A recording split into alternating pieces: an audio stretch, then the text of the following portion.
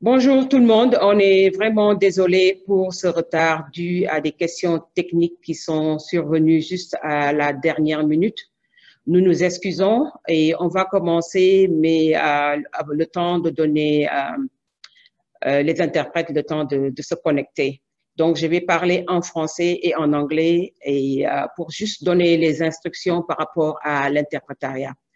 Good morning, everyone. We're really sorry. Bonjour à tout le monde. Nous sommes très désolés pour ce retard dû aux problèmes techniques qui se sont présentés juste à la dernière minute. Mais maintenant, nous avons les interprètes en ligne et tous les panélistes sont en ligne. Donc, c'est vraiment de la technologie. On peut tout préparer, mais lorsque le moment est venu, parfois, on ne sait pas quoi faire.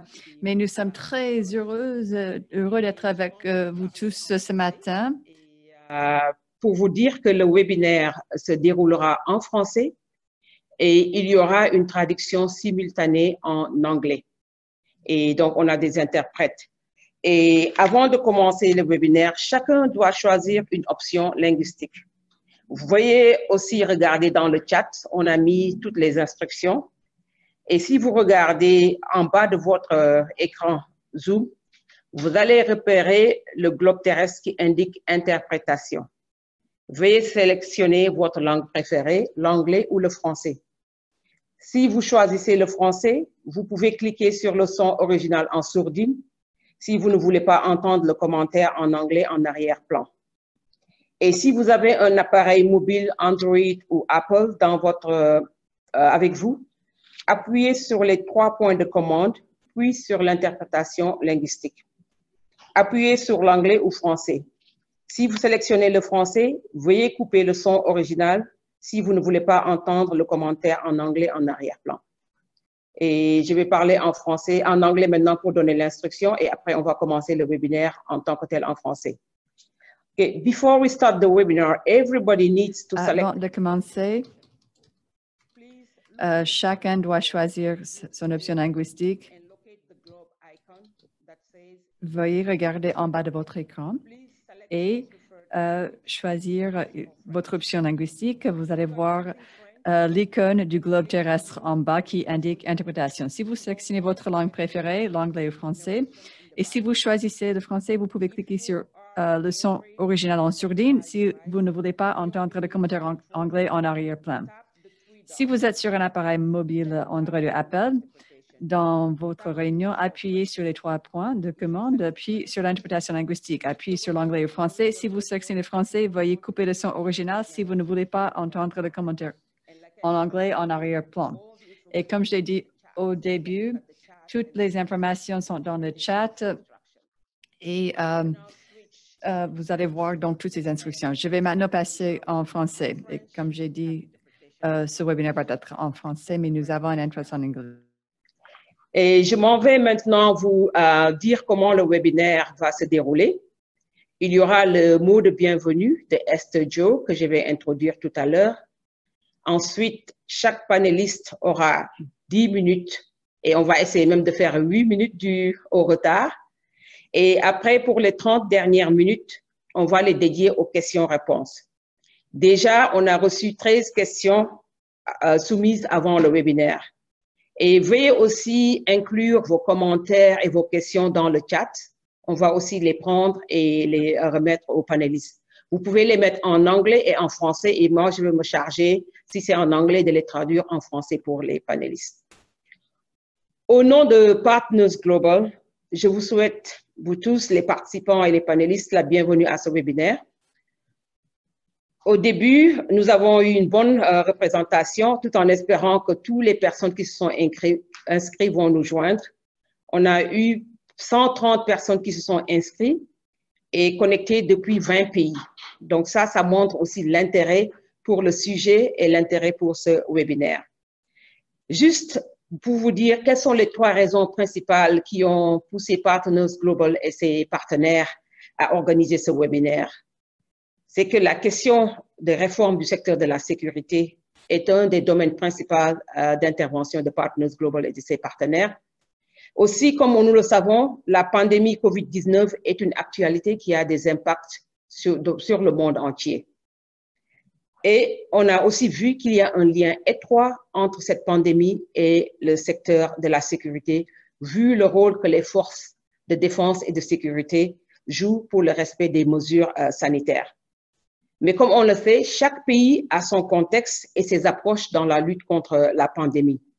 Et c'est cette diversité des pays que nous allons mettre en exergue ici avec le cas du Sénégal, du Burkina Faso et de la Guinée, ainsi que les approches qui ont été utilisées dans 2 projets qui ont été financés par le département d'État américain à travers le Bureau de lutte contre les stupéfiants et d'application de la loi, INL.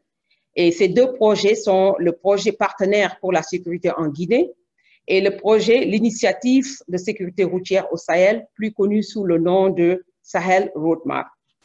Nos sincères remerciements à nos partenaires, Partners West Africa Sénégal, PIWAS, FOSEC, CECID et Cogenta pour leur participation à ce webinaire en tant que panélistes, mais aussi pour leur collaboration sans faille dans la mise en œuvre des projets en commun. Sans plus tarder, permettez-moi d'introduire Esther Joe, chargée de programme Afrique et Moyen-Orient au Bureau de lutte contre les stupéfiants et d'application de la loi, plus connu sous le nom de INL, et membre du département d'État américain, pour nous parler de son mot d'ouverture des objectifs d'INL et les réalisations majeures de ces 2 projets que je viens de noter. Sans plus tarder, je donne la parole à Esther. Esther, vous avez la parole. Merci. Bonjour, mesdames et messieurs. I want to thanking our esteemed panelists. J'aimerais remercier nos panélistes et nos partenaires pour cette équipe formidable et nos partenaires chez Partners Global et tous les participants qui se sont connectés dans les pays à travers le monde tout entier. Merci pour votre intérêt par rapport à ce sujet tellement important de la secteur de la sécurité et la COVID-19. ILN, donc le Bureau de lutte contre les stupéfiants et l'application de la loi du département d'État, vise à contrer le trafic des stupéfiants et à améliorer la sécurité dans le monde tout entier. Nous essayons de combattre les activités criminelles, renforcer la lutte contre la corruption, maintenir les systèmes de justice pénale légitimes, et même si la coopération gouvernementale et la volonté politique sont des facteurs importants, il est aussi important d'avoir des partenaires de la société civile très forts qui peuvent nous aider dans le plaidoyer et la lutte contre la corruption, l'appui pour la réforme du système pénal et judiciaire. INL croit sincèrement dans le pouvoir de la société civile et la valeur de la coopération entre les services des forces de l'ordre et les citoyens. C'est pour cela que nous sommes fiers d'appuyer les 2 projets partenaires pour la sécurité en Guinée et le projet initiatif Notre travail avec la Guinée cherche à renforcer la sécurité et les institutions de justice fortes pour promouvoir l'état de droit. Depuis 2015, le projet de sécurité en Guinée a formé plus de 2000 policiers dans les aspects de la police de proximité et à renforcer la légitimité entre la police et la communauté. Depuis le début de la pandémie de COVID-19, le projet a formé 715 policiers en matière de mesures barrières contre la COVID-19 et comment aussi lutter contre la violence sexiste pendant la pandémie. À travers l'initiative de sécurité routière du Sahel, en Burkina Faso, nous voulions établir des forces de l'ordre redevables qui respectent l'état de droit et sont au service de la communauté. Donc, nous avons conjointement identifié la gestion de la sécurité et la sécurité routière comme étant 2 grandes priorités. Donc, nous avons fourni un appui pour collaborer et partager les leçons tirées dans ces 2 domaines. Dans ce projet qui vise à améliorer la durabilité à long terme, la stabilité durable, pardon, nous avons formé des forces de sécurité et de la défense au Sénégal et au Burkina Faso. La réforme de la sécurité du secteur sécuritaire est un défi partout dans le monde et la COVID-19 vient compliquer cette affaire davantage. Malgré tous les défis au Sénégal, Burkina et en Guinée, le fait que nous avons des histoires de succès est quand même une source d'inspiration. Et même s'il y a beaucoup d'efforts à déployer dans le secteur de la sécurité, je pense qu'il y a des leçons que nous pouvons tirer de ces expériences en Guinée, au Burkina et au Sénégal. J'espère que nous allons tous tirer quelque chose de valeur aujourd'hui pendant les interventions des panélistes et que vous êtes tous restés pour les questions et réponses après. Merci. Et ceci dit, je redonne la parole à notre animatrice, Dr. Solange. Merci beaucoup, Esther. Et Partners Global et ses partenaires remercient INL pour son soutien financier qui contribue à apporter des changements au niveau national et au niveau local. Et pour les participants à ce webinaire, si vous avez des questions pour Esther, vous pouvez aussi les mettre dans le chat et on pourra revenir sur ces questions. Je m'en vais maintenant laisser la parole au docteur Adjaratou Waka Aïdara Ndiaye, directrice exécutive de Partners West Africa Sénégal, pour nous parler du lien entre COVID-19 et sécurité routière au Sénégal, ainsi que les approches que PIWAS a utilisées dans le cadre du projet Sahel Roadmap. Et il faut noter que le gouvernement du Sénégal a officiellement déclaré l'année 2020 comme l'année de la sécurité routière. Je vais laisser le docteur Aïdara pour nous entretenir. Docteur Aïdara, vous avez la parole. Merci. Merci Solange. Bonsoir Solange. Bonsoir chers tous.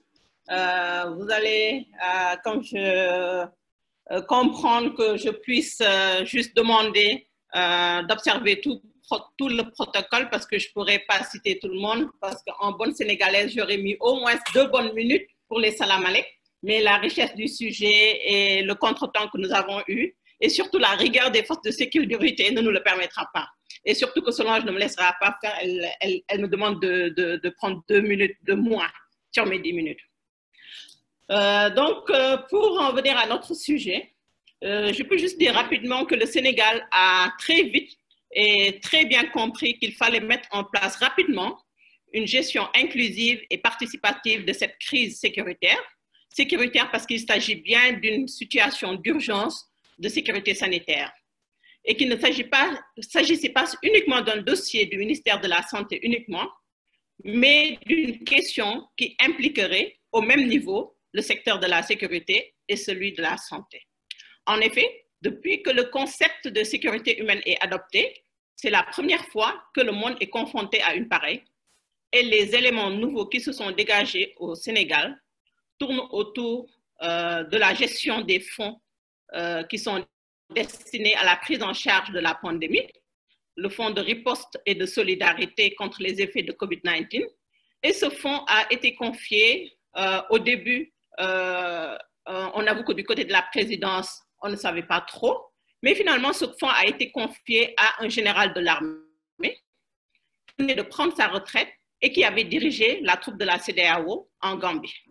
Donc les forces de défense et de sécurité, notamment la police et la gendarmerie, et les forces armées ont été fortement sollicitées et même mis au devant de la scène pour le respect des mesures barrières par les autorités, couvre-feu, port de masque obligatoire, etc. Des centres de traitement des épidémies ont été rapidement érigés avec le concours des médecins militaires qui ont dirigé la plupart de ces structures. Les sapeurs-pompiers ont été mobilisés pour les transferts d'urgence aux heures du couvre-feu parce qu'il a été noté des drames du fait qu'il n'y avait pas de moyens de transport au-delà des heures du couvre-feu et les populations ne savaient pas à quel sein se vouer. Donc, ils ne savaient pas comment aller à l'hôpital au-delà des heures de couvre-feu puisqu'il n'y avait pas de transport urbain. En résumé, donc je vais essayer de résumer rapidement, le secteur de la sécurité a dans son ensemble joué des rôles aussi importants que le personnel soignant, donc médecins, infirmiers, tout. Et c'est la première fois que les populations les voyaient intervenir autrement, c'est-à-dire pas la répression, pas des questions de justice, notamment pour des questions sanitaires et surtout à une si grande échelle. Et donc l'impact le plus frappant de cette pandémie à Covid est celui de la mobilité de la population à l'échelle mondiale. Et force est de constater alors que c'est le secteur de la sécurité routière qui est l'un des plus affectés et pour plusieurs raisons. D'abord, il y avait des interdictions, puis des limitations de voyage, aussi bien interurbains qu'au niveau international, Les acteurs économiques de ce secteur ont vu leurs revenus drastiquement baisser et surtout les femmes, actrices indirectes du secteur de la sécurité, n'avaient plus d'activité. Au Sénégal, certaines se sont reconverties dans la vente de masques, de solutions hydroalcooliques. Des missions conjointes police-gendarmerie se sont multipliées et récemment même, la mission conjointe a été officialisée. Mais juste pour dire que les forces de défense et de sécurité avaient pris les devants parce que d'abord, en novembre 2019, la journée des forces armées avait comme thème le rôle des forces armées dans la gestion des pandémies et des catastrophes. Juste pour répondre à une des questions que Solange nous a envoyées.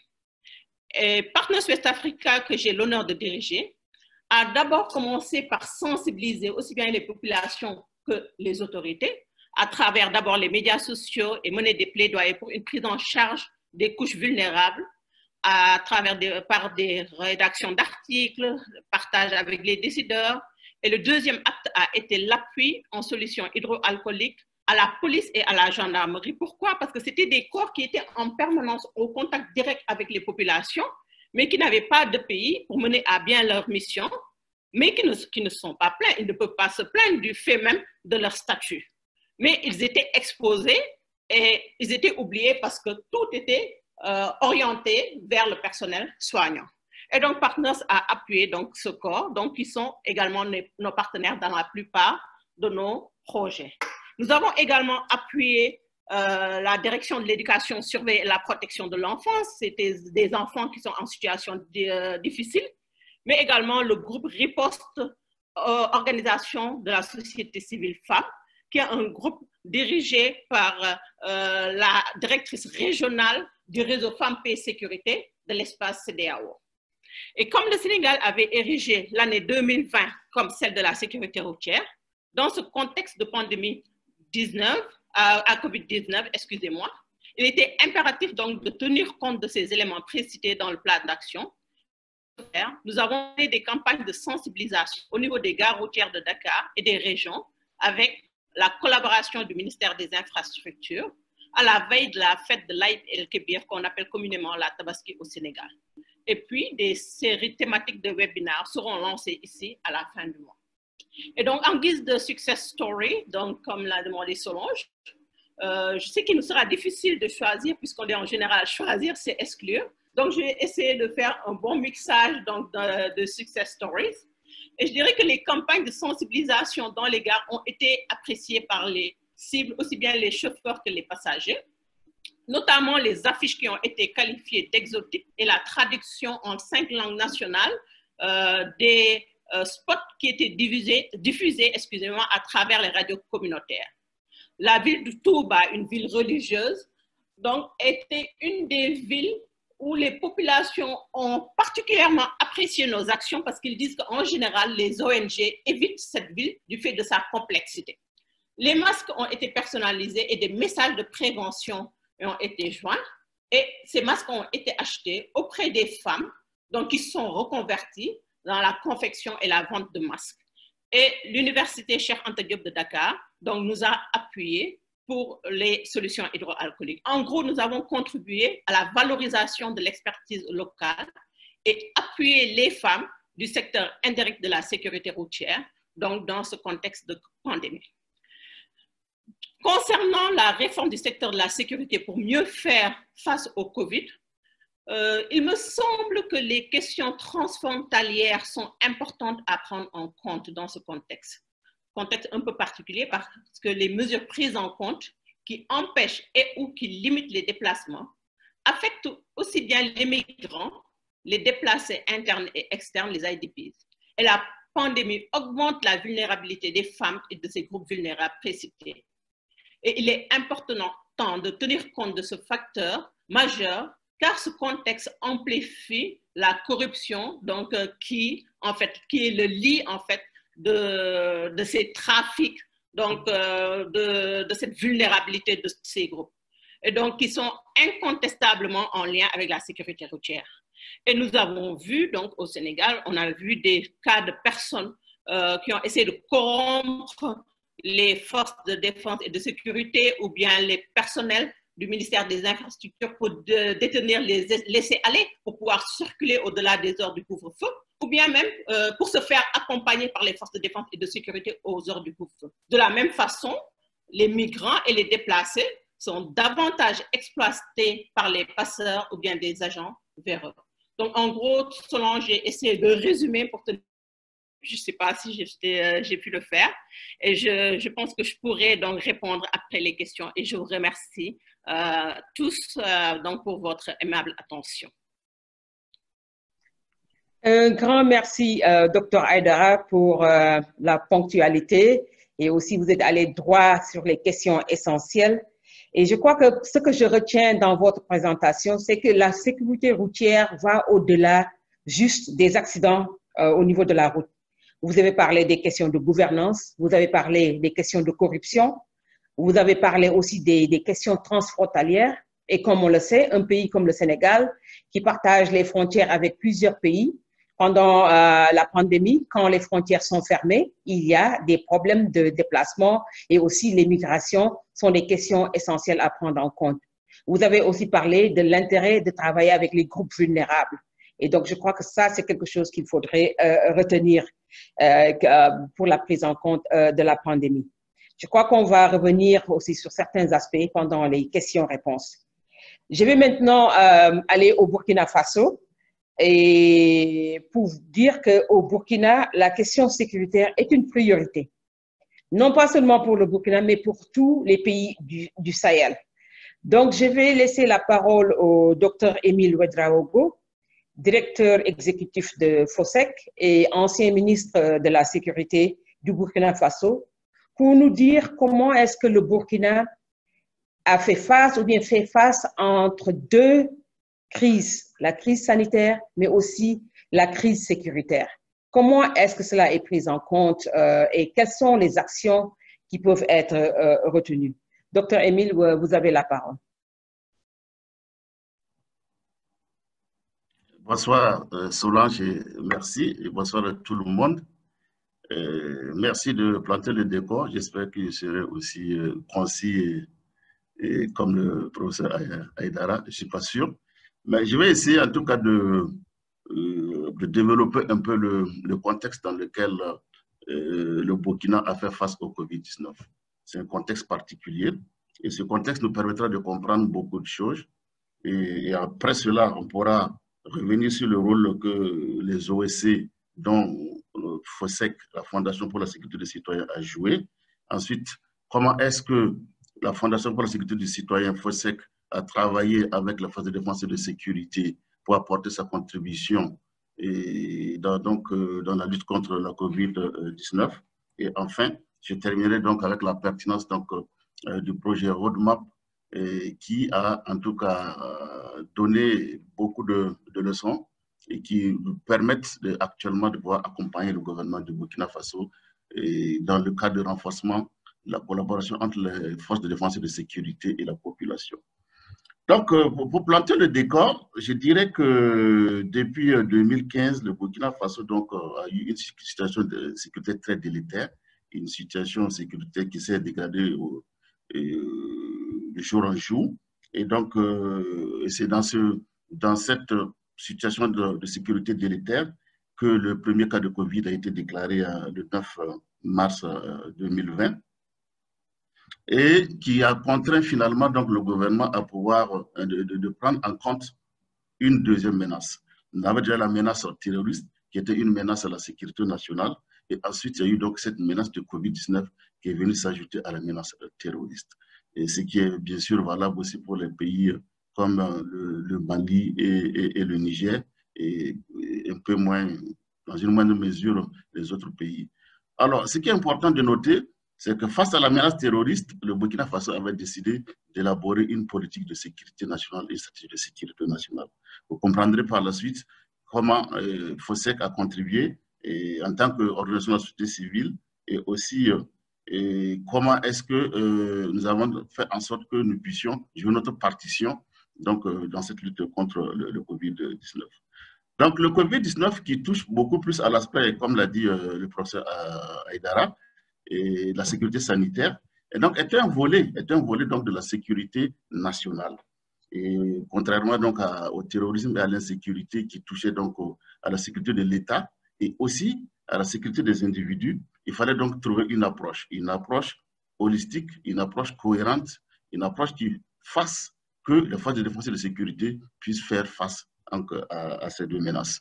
Mais la tendance donc, du gouvernement donc, a privilégié la COVID, qui était une nouvelle menace, a amené une réaction un peu quand même de la population qui a recadré et permis donc au gouvernement de pouvoir prendre en compte ces deux menaces donc, dans l'approche donc, je vous ai citée. Et c'est dans ce cadre donc FOSEC, à travers donc, le directeur exécutif, a contribué à apporter son expertise et dans la gestion donc, des questions liées donc, aux communautés.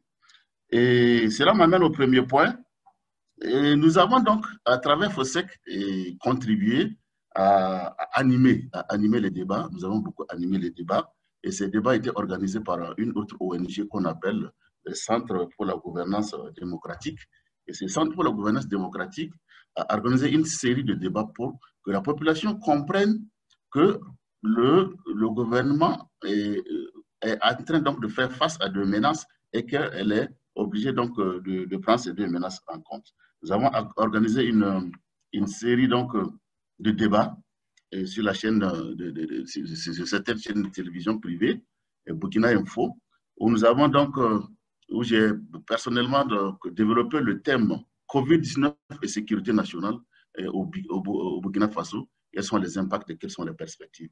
Et cette même conférence a été donc reprise au profit de tous les journalistes, au profit de tous les organes de presse écrite en ligne, les radios télévisées, et du secteur public et du secteur privé. Et je crois que cette thématique a eu un impact assez intéressant parce que au niveau donc de la population, ça les a permis donc de comprendre que en fait c'est en fait deux faces d'une même pièce, le COVID-19 et le terrorisme, et qu'il fallait vraiment que le peuple et les FDS puissent affronter ces deux menaces. Et ensuite, ça permet aussi au gouvernement d'ajouter cette dimension sécurité nationale à son approche. Et on a senti donc au niveau donc de la communication que beaucoup de choses ont beaucoup évolué. Ce qui est important aussi, c'est qu'au niveau des FDS, dans la gestion quotidienne du COVID-19, FOSEC, à travers donc, son expertise communautaire, a participé d'abord, initialement, avant que le Covid ne soit déclaré au Burkina Faso, à mettre en place une cellule ad hoc, une cellule non officielle, et qui était une cellule d'anticipation et de réflexion. Et nous faisons des réflexions. Ce qui est important, c'est que cette cellule de réflexion stratégique était donc composée essentiellement de FDS. Et ces FDS, c'est des hauts cadres au niveau stratégique. Essentiellement, le secrétaire général de la Défense nationale, qui était donc qui est un officier supérieur, et aussi donc le directeur général du Centre national d'études stratégiques. Donc voici les deux personnalités et qui ont invité donc FOSEC en tant qu'organisation de la société civile à participer donc à ce débat d'anticipation stratégique. Nous avons fait des propositions au gouvernement et je crois que nous avons fait 4 propositions qui ont été assez intéressantes et qui visaient essentiellement donc à rectifier la communication, à impliquer les communautés dans la gestion donc du Covid. Et c'est après donc un mois d'existence que cette cellule de réflexion stratégique a été dissoute et a été donc a constitué l'ossature d'une structure officielle qu'on appelle donc la coordination nationale de gestion du Covid-19. Et cette coordination nationale de gestion du Covid-19, comme je l'ai dit, l'ossature était composée des FDS et aussi donc des sections de la société civile comme FOSEC. Et logé, mais cette fois-ci sous l'autorité donc du Premier ministre.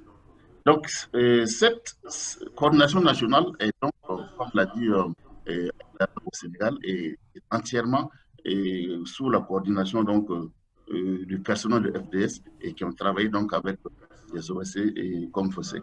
ils ont eu quand même la mission d'élaborer des plans d'action de lutte contre l'épidémie. La coordination et la mise en œuvre du plan d'action au niveau national, la coordination de l'appui des partenaires dans la lutte contre la pandémie, la mobilisation des ressources, c'est extrêmement important, les ressources matérielles et financières, parce que vous savez très bien que les forces de défense et de sécurité ont certaines expertises. Ils ont mis en place donc des équipes militaires d'investigation, des équipes militaires de prélèvement et de désinfection d'ambulances et de désinfection, et des ambulanciers, des moyens de transport, des cars qui transportaient donc les malades qui venaient avec le Covid-19 de l'extérieur, les tentes pour des centres de triage. Ils fabriquaient aussi du gel hydroalcoolique et des masques.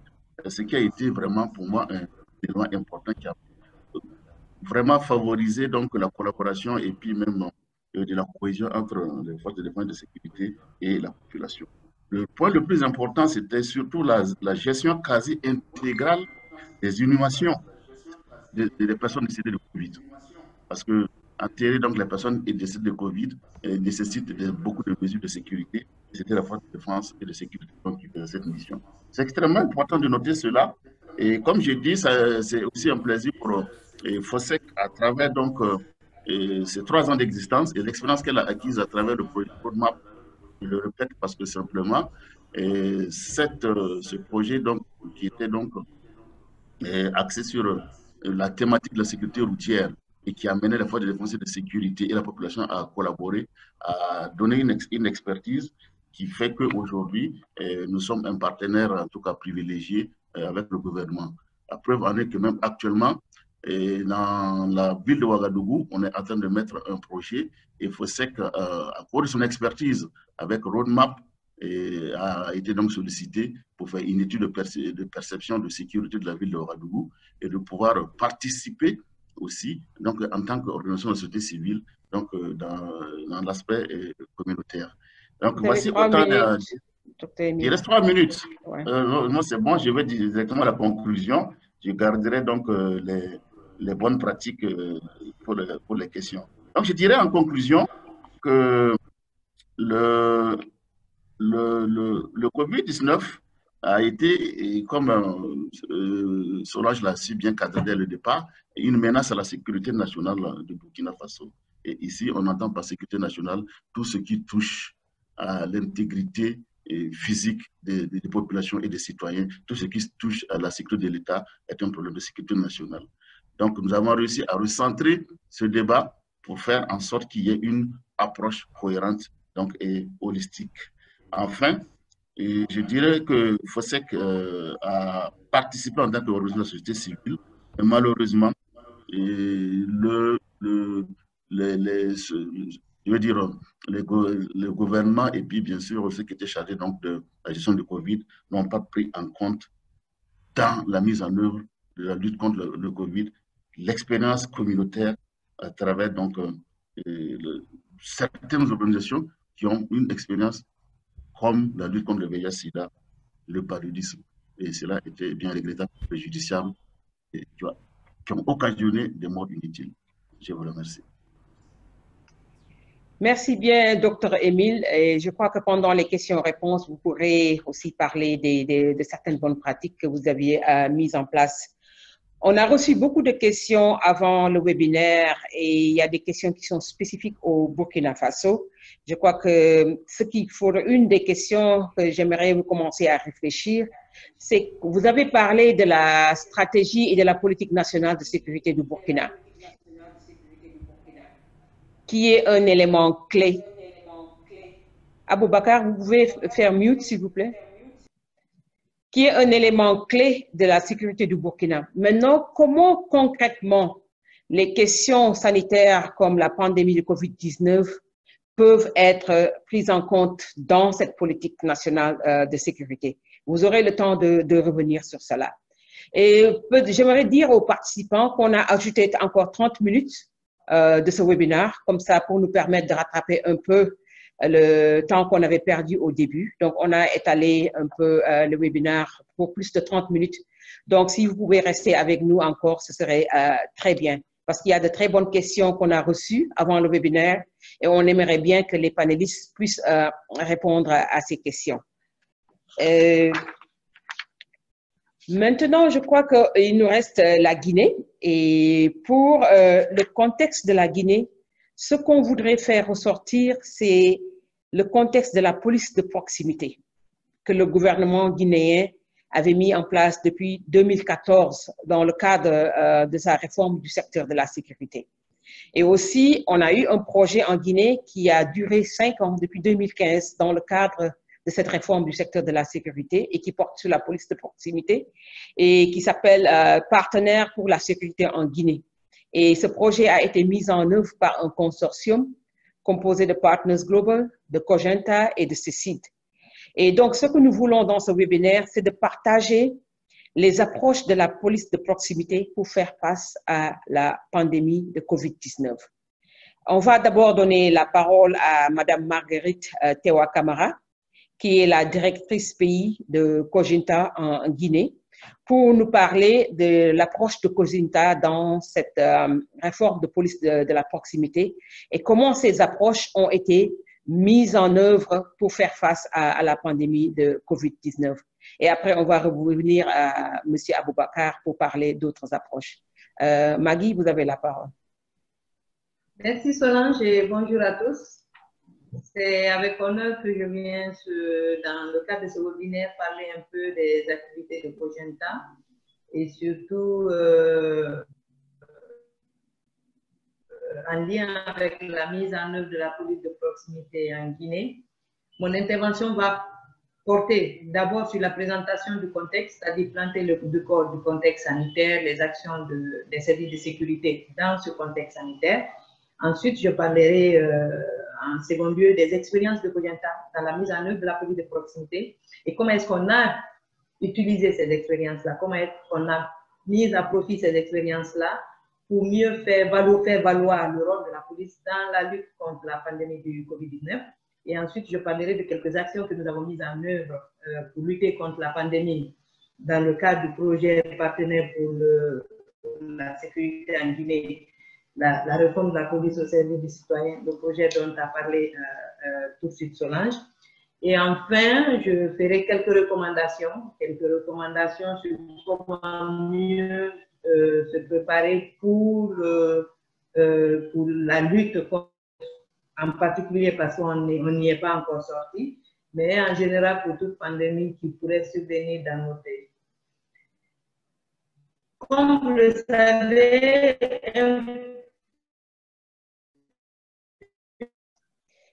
Maggie, vous avez un écho. Vous avez un écho. Dans le contexte le mois de mars 2020 et dans le bureau. Donc, je disais, l'état d'urgence sécuritaire, l'état d'urgence sanitaire a été décrété en Guinée en mars 2020. Vous m'entendez mieux? L'état d'urgence sanitaire a été décrété en Guinée en janvier 2020 et c'était la mise en œuvre des actions de prévention de la maladie qui ont été, les mesures qui ont été édictées par le gouvernement ont fait apparaître un nouveau rôle de la police qui était qui est en charge de l'application. La police devait faire respecter les mesures édictées par les autorités. Donc, ce nouveau rôle de la police est apparu aux yeux de la population, alors que dans le cadre de la mise en œuvre des actions de la police de proximité, il y a une collaboration que Cogenta a contribué à créer entre la police et la population. Et cette forme de collaboration a été mise à profit donc pour mieux faire comprendre les actions que mettait en œuvre la police, pour mieux les faire accepter par la population. Donc, comme je le disais, Cogenta accompagne la réforme du secteur de sécurité en Guinée depuis 2013 et notamment la mise en place de la doctrine de la police de proximité qui est une nouvelle approche de travail des services de police. Et cette doctrine de la police de proximité vise à rapprocher plus la population de la police en plaçant le citoyen au cœur de sa propre sécurité. C'est-à-dire que le citoyen, il est à la fois acteur de sa sécurité, mais aussi il est sujet de sa sécurité. agissent pour mieux préserver sa sécurité. L'approchement de la police des populations a été mis en place dans certaines collectivités du pays, dont sur financement de ANF dans le cadre du projet dont on a parlé tout à l'heure. La mise en place de cette doctrine de la police de proximité a porté sur quoi? Ça a porté d'abord sur la restructuration des différents commissariats des services de police, sur la formation d'un pool de formateurs de policiers, sur la création des instances de coordination, de la gestion de la sécurité entre les forces de sécurité et les élus locaux et la société civile.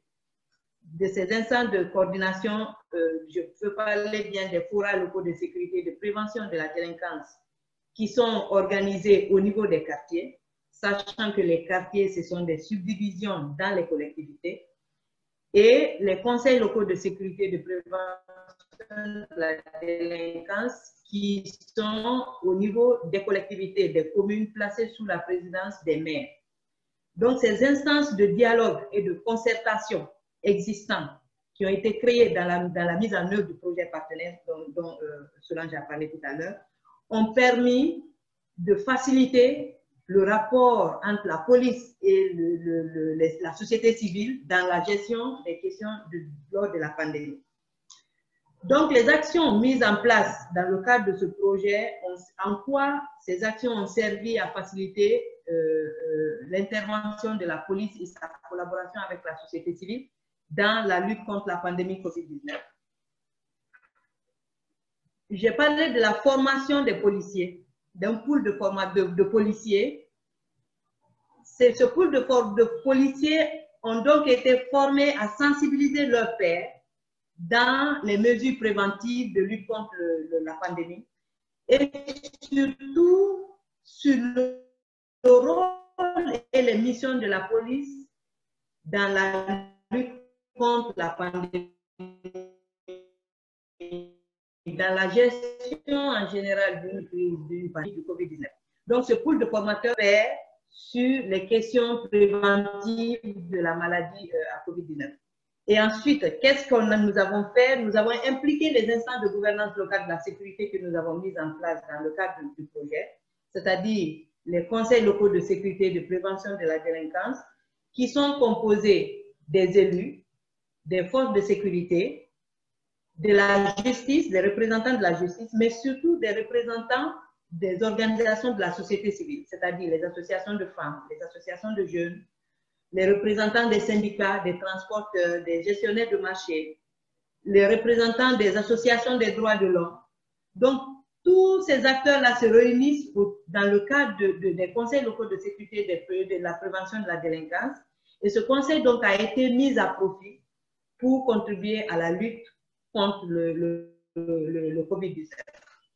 Et enfin, il y a une initiative policier référent qui consiste, qui est un cadre de rapprochement de la police de la population, notamment de la population juvénile, dans lequel des policiers référents sont formés sur différentes thématiques, qui vont dans des écoles sensibiliser les jeunes élèves sur différentes thématiques allant de l'ordre de la protection de l'environnement, de la présentation des missions de la police, des questions même de santé publique.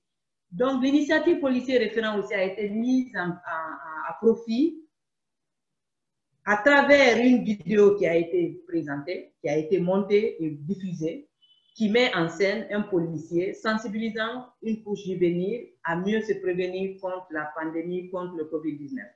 C'était nouveau. C'est vrai qu'il y a eu assez d'actions de sensibilisation, de communication sur la prévention de la maladie, mais une action qui met en avant un policier qui cible une couche,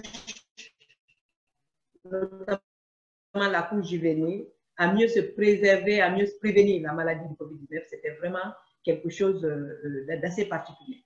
Donc, concrètement, ce que nous avons pu faire dans la lutte contre la pandémie, en lien avec les services de police, en mettant en lien les services de police et la société civile, c'est la formation donc de 13 policiers qui faisaient partie du pool de policiers qui ont été formés dans le cadre du projet Partners. Et ces policiers ont pu sensibiliser 715 policiers, c'est-à-dire leurs pairs dans différents commissariats, sur les mesures préventives, sur le rôle et les missions de la police dans la gestion d'une pandémie. Ça, c'était vraiment une chose nouvelle parce que la police est vue face à un rôle, face à un rôle qu'elle n'a pas l'habitude de jouer. Parce qu'on reviendra sur la question de la gestion de Ebola. Vous avez dit la Guinée a une expérience dans la gestion d'une pandémie. Oui, c'est vrai, mais la pandémie du Covid-19 a des spécificités qui ne correspondaient pas aux spécificités aussi de la gestion de l'épidémie à virus Ebola. C'est vrai qu'il y a des points qui se recoupent, mais il y a d'autres points qui sont assez différents. Je pense que ça reviendra, j'espère, dans les questions qui vont suivre. Donc, les policiers sont allés sensibiliser leurs pairs sur leur mission et leur rôle dans la gestion d'une pandémie. Ensuite, les questions de précarité qui ont été accrues lors du confinement qui a été décrété dans les mesures édictées, le confinement, c'est-à-dire la restriction de mouvement, a rendu encore a été plus sensible chez les personnes les plus vulnérables. Donc, les policiers, dans la mise en œuvre de la doctrine de la police de proximité, il y a une section qui s'appelle la section de sécurité des quartiers, des policiers qui partaient dans le quartier. Il y a aussi une agence qu'on appelle le PROGEM qui est en charge, qui est un office de protection du genre, de l'enfance et des mœurs, ont été aussi sensibilisés à la recrudescence des risques de violence domestique et surtout des risques de vulnérabilité des personnes qui sont déjà très vulnérables. Donc, ces agents ont pu aller dans les quartiers lors des sensibilisations dans les familles, ont pu sensibiliser les personnes, les familles ou les citoyens sur les risques de violence domestique, sur qu'est-ce qu'il faut faire en cas de violence domestique, mais aussi sur comment protéger les personnes les plus vulnérables. Et enfin, j'ai parlé de la distribution aussi. On a procédé à travers les associations de jeunes et de femmes à la distribution de kits sanitaires de prévention, de kits de lavage de main, de savon. Il y a eu des quantités qui ont été en vue d'une distribution plus large de leur corporation. Donc, en gros, c'est les actions que nous avons pu mettre en œuvre dans le cadre du contexte Covid-19. Pour ce qui est des recommandations, je pense que ça fera l'objet d'un autre point, d'une autre intervention que je pourrais avoir dans la suite du webinaire. Je vous remercie. Merci beaucoup, Maggie. Je crois que c'était très intéressant de voir comment les approches qui sont utilisées dans la police de proximité ont servi à faire face à la pandémie de Covid-19. Et aussi, vous avez parlé du nouveau rôle de la police qui généralement gère la sécurité, mais maintenant est obligée de gérer aussi bien la sécurité que les questions sanitaires. Et donc, sans plus tarder, je vais donner la parole à Aboubacar, qui est le directeur exécutif adjoint de CECID en Guinée, pour aussi nous parler d'un contexte spécifique à la Guinée, qui est le contexte politique, et comment aussi ça a un impact avec la pandémie, mais aussi quelles sont les approches communautaires qui ont été mises en place pour vraiment faire face à ce contexte politique, mais aussi à ce contexte de pandémie. Aboubacar, vous avez la parole. Merci. Et vous pouvez faire le unmute. Enlevez votre micro, s'il vous plaît, pour qu'on puisse vous entendre. Voilà, c'est bon. Merci. Merci beaucoup, Solange. Merci pour l'honneur qui m'est fait de participer à ce webinaire.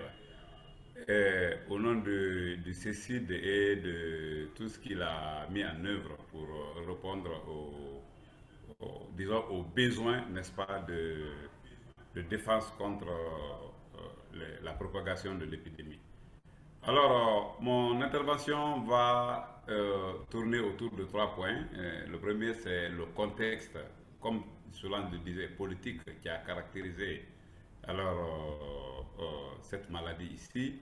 Et ensuite, je parlerai des stratégies et approches que nous avons mises en place.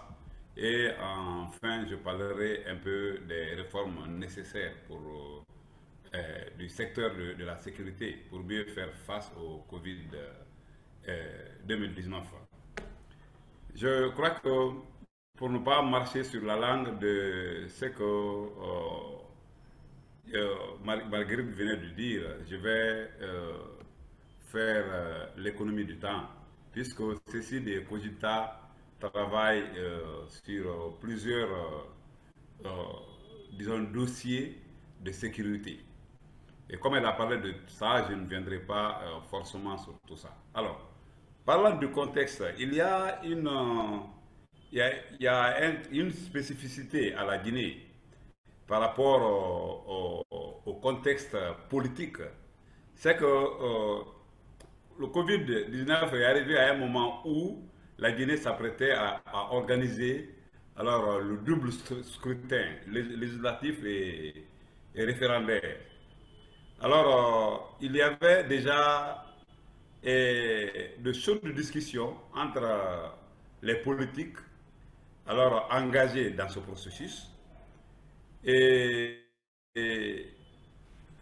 qui parle de politique, parle aussi des populations. Alors, cela a amené à beaucoup de discussions. Quand je prends le cas de ces élections législatives et référendaires qui ont été organisées le 22 mars 2020, alors que le Covid a fait son apparition ici le 15 mars, et aussitôt l'État a pris un décret, n'est-ce pas, de création d'un organe dénommé Conseil scientifique de riposte contre la pandémie, mais aussi un décret qui a installé l'état d'urgence, fermant la frontière et les églises et les mosquées. Alors, la plupart des politiciens et de leurs militants ont pensé que ça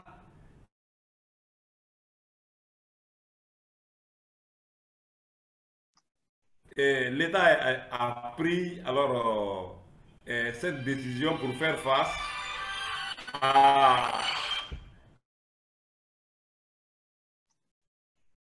Allô, Aboubakar, on ne vous entend plus. On ne vous entend plus, Aboubakar. Je crois que Aboubakar...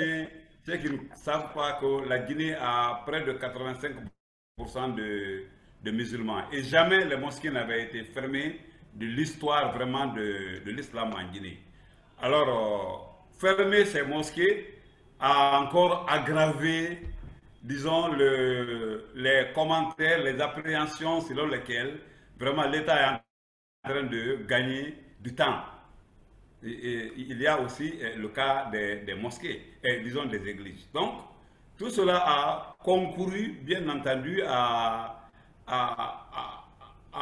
installer une polémique et qui allait aboutir à l'acceptation très difficile des mesures édictées pour rompre la propagation de la maladie. Donc ça, c'était le contexte politique. Quelle stratégie avons-nous utilisée? Je voudrais vous dire que nous avons axé nos stratégies sur le fait qu'il y a une... Nous avons alors émis des analyses. Les analyses portaient sur la concentration de la population à Conakry, ce qui est facteur alors de propagation de la maladie ou ce qui peut être facteur de propagation de la maladie. Nous avons trouvé que la commune de Kaloum, alors il y a un fait qui est là, qui favorise vraiment la propagation de la maladie, c'est le fait que le matin, il y a une immigration, disons, à Pointe. Tous les travailleurs vont à la commune alors, de Kaloum. Donc ça devient un point de concentration.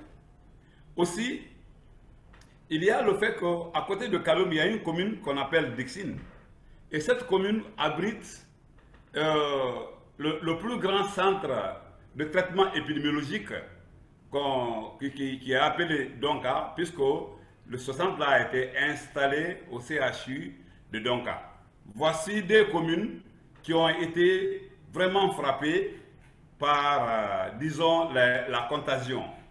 Alors, nous avons bâti notre stratégie sur des, disons, essentiellement, un renforcement de capacité des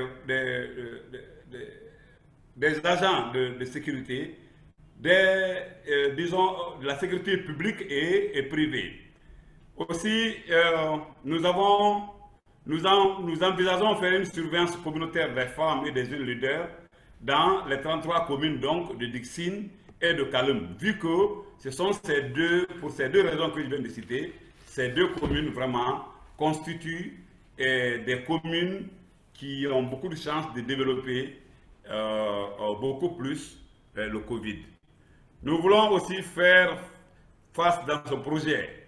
Nous voulons faire de telle sorte que les femmes et les leaders aient une action plus préventive et travaillent en partenariat avec les autorités sanitaires. Ça, c'est extrêmement important, mais aussi avec les autorités locales des quartiers et pourquoi pas les policiers, afin de booster, n'est-ce pas, la propagation de Covid-19. Nous envisageons aussi mettre en place 20 barrages sanitaires avec des dispositifs de lavage de sécurité, de lavage régulier, n'est-ce pas, des mains. Et ça, c'est déjà, hein, ça existe déjà. C'est une mesure de prévention, c'est une mesure de sécurité, mais nous envisageons encore mettre, en collaboration avec notre partenaire, n'est-ce pas, 20 barrages sanitaires. Aussi, nous envisageons mettre en place un dispositif d'information et de sensibilisation de proximité. Nous envisageons alors aussi améliorer la connaissance de 30 femmes, des jeunes leaders, ainsi que 15 agents de police et des services de sécurité. Nous envisageons aussi produire, et nous l'avons déjà fait, nous envisageons produire et diffuser une vidéo de sensibilisation en langue, disons dans les 3 principales langues du pays, notamment le Malaké, le Soussou et le Pulaar. Alors, ceci va m'amener à vous parler des réformes que nous avons envisagées nécessaires pour, disons, au niveau du secteur de la sécurité pour mieux faire face au Covid-19. Alors, nous avons pensé à 2 activités. Premièrement, nous avons constaté que l'effectif de la police était vraiment très faible pour faire face alors, à tout le besoin d'intervention sur le terrain en faveur de la protection des populations contre le Covid-19. Alors, pour corriger cette insuffisance, nous avons estimé qu'il faille envisager la mise en place des unités mixtes de riposte. Et ces unités-là seront élargies, disons, aux sociétés privées de sécurité. Et nous envisageons dans cette activité qu'une participation importante de la couche féminine soit promue, mais aussi une participation de la couche juvénile. Donc ça, c'est disons, la première réforme que nous pensons nécessaire. Et la deuxième et dernière réforme que nous pensons nécessaire consiste à initier un comité, disons, composé des civils et des forces de défense et de sécurité. Donc un comité que nous avons dénommé Comité civilo-FDS, pour mieux impacter le rôle de la sécurité dans la réponse contre le Covid-19. Mais aussi, il faut préciser que dans ce comité, nous souhaiterions favoriser surtout la participation de la couche féminine, mais aussi de la couche juvénile, alors dans sa partie civile. C'est-à-dire que lorsque ce comité sera mis en place, il faudra agir, faire des plaidoyers pour que les femmes et les jeunes se taillent une part de lion dans ce comité civilo-FDS. Donc, arrivé là, je ne sais pas si j'ai je suis dans le temps imparti. Je vais me limiter et en attendant, n'est-ce pas, les questions que nous pourrons aussi répondre tout en ressortant d'autres aspects ici que je n'ai pas ressortis. Je vous remercie. Excellent. Merci beaucoup, Aboubacar. Veuillez fermer votre micro, s'il vous plaît. Et merci aussi, Maggie, pour cette expérience de la Guinée. Et je crois que ce qu'on a retenu dans le cadre... Aboubacar, veuillez fermer votre micro, s'il vous plaît. Okay. Pour le contexte de la Guinée, ce qu'on a vraiment retenu dans le cadre du projet de la police de proximité, c'est la collaboration multisectorielle dont vous avez parlé, c'est-à-dire collaboration avec les femmes et les jeunes et les forces de défense et de sécurité, mais aussi les autorités locales, les collectivités territoriales qui sont vraiment des acteurs très importants. Mais aussi, il y a un secteur clé que vous avez mentionné, le secteur de la justice et aussi le secteur privé. D'habitude, ce sont des secteurs qu'on ne voit pas dans ces mouvements, mais c'est bien de faire le lien entre le secteur de la sécurité, la justice et le secteur privé. Mais aussi, vous avez parlé de l'importance de la formation des policiers et sur leur mission, mais aussi sur la lutte contre la propagation du virus, mais aussi sur les questions de droits de l'homme et la lutte contre les violences faites aux femmes. Et je crois que dans le chat, Thierry a partagé la vidéo qui a été produite par Cogenta, mais aussi le brief que nous avons juste publié hier qui porte sur le lien entre COVID-19 et la police de proximité. Nous allons maintenant passer aux questions-réponses et comme je le disais au début, on a reçu beaucoup de questions avant le webinaire et on a essayé de regrouper ces questions. Donc, je vais commencer par Dr Émile et Dr Aïdara sur l'approche Sahel face à la pandémie. Et beaucoup de participants se sont intéressés au Niger et au Mali. Bien qu'on n'a pas parlé du Niger et du Mali, mais on sait qu'avec une approche Sahel, par exemple, tout ce qui se passe au Burkina a des impacts, par exemple au Mali et au Niger, vu les frontières et les questions transfrontalières aussi dont on a parlé. Et vu aussi l'initiative de Sahel Roadmap, il y a cette approche qui est déjà là. Maintenant, comment est-ce que la sécurité humaine et les questions de violence faites aux femmes sont prises en compte ou bien doivent être prises en compte dans cette pandémie et aussi avec cette approche Sahel? Et pour Dr Émile spécifiquement, comme je le disais au début, puisque le Burkina a une politique nationale de sécurité, comment s'assurer concrètement que la pandémie, des mesures sont prises en compte dans cette politique de sécurité pour faire le lien concret entre la pandémie et la sécurité, les questions sécuritaires. Donc, je ne sais pas si on va commencer par Dr Émile ou bien Dr Aïdara, mais la question est ouverte aux deux. Donc, essayez de répondre de manière concise par rapport à ces questions. Je crois qu'on peut aller avec le Dr Aïdara et après on va revenir pour le Dr Émile et juste ce contexte de Sahel. Merci. Bonsoir Solange, merci encore de me donner la parole. Mais avant de répondre, j'aimerais juste interpeller, donc poser une question au dernier panéliste, c'est M. Diallo, parce qu'il a parlé tantôt de comité civilo-FDS. Et je vais juste en fait attirer son attention sur le fait, parce que j'ai vu M. Nimaga en ligne, qu'en Guinée, il existe d'abord déjà le comité civilo-militaire, qui est l'un des meilleurs comités qui a été mis en place en Afrique de l'Ouest, et c'était dans le cadre de la réforme du secteur de la sécurité en Guinée, auquel le CICID a travaillé avec Partners West Africa Sénégal. Je pense qu'il faudrait, au lieu de créer en fait d'autres structures, à mon avis, je pense qu'il était plus utile de vous appuyer sur ce comité civilo-militaire qui est cité en exemple un peu partout à travers le monde, surtout en Afrique francophone, parce qu'il faut être fier de cette RSS en Guinée qui est citée, parce que c'est la RSS qui a vraiment mis en avant la gestion inclusive de la sécurité. Donc, pour en revenir à ta question, Solange, je pense que je suis contente en fait de pouvoir y répondre parce que nous sommes au mois d'octobre et à la fin du mois, nous allons fêter les 20 ans de la résolution 1325 des CONEX.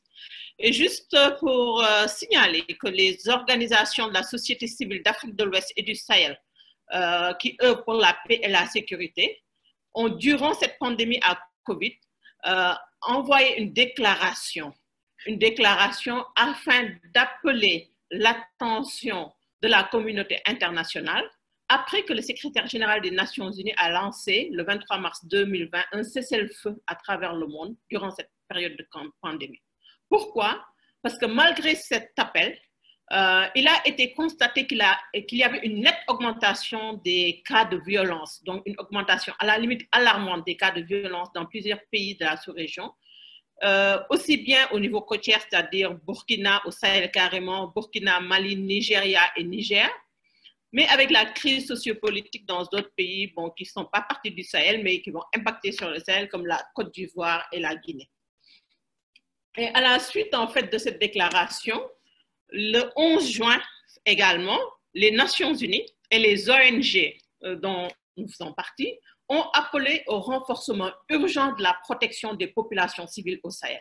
Donc, pour vous dire qu'il y a des actions qui ont été posées, non seulement par les plateformes, j'ai cité le RESFECO, le groupe de travail Femmes, Paix, Sécurité, Jeunes Femmes, Paix, Sécurité, le G5 Sahel, mais également nous, Partners West Africa, à travers un projet qui nous est financé par la National Endowment for Democracy, parce que ce projet a été stoppé net et c'était un projet de cohésion sociale et un projet d'incitation à la sécurité, donc au niveau de cette zone Sahel, Burkina, Mali et Niger.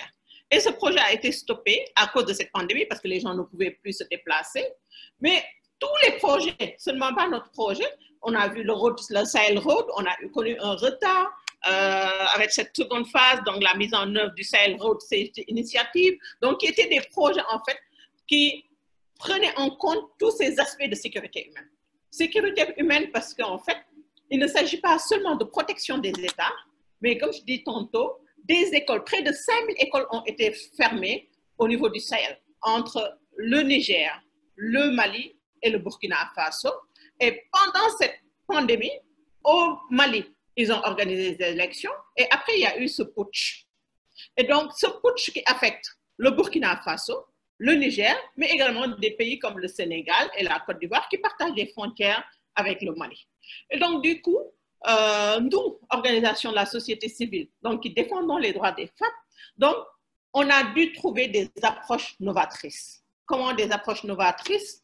On s'est regroupé en plateforme. J'ai parlé tantôt du groupe Riposte OSC Femmes que le RESFECO national, donc à travers la présidente régionale, a mis en place au Sénégal, mais également les plateformes, le réseau des femmes du Mano, les plateformes, donc le Mano dont fait partie la Guinée, le REFMAP, et également les plateformes d'autres organisations comme le G5 Sahel se sont réunies et ont co-signé en fait des déclarations, mais également ont posé des actions sous l'égide de l'UNOS, mais également ONU Femmes, donc qui a essayé donc de porter en avant les voix de ces femmes parce qu'on n'entendait plus les voix des femmes. Et on a vu dans les commissions, on a organisé des émissions, on a fait des plaidoyers parce qu'il n'y avait pas de femmes qui ont été impliquées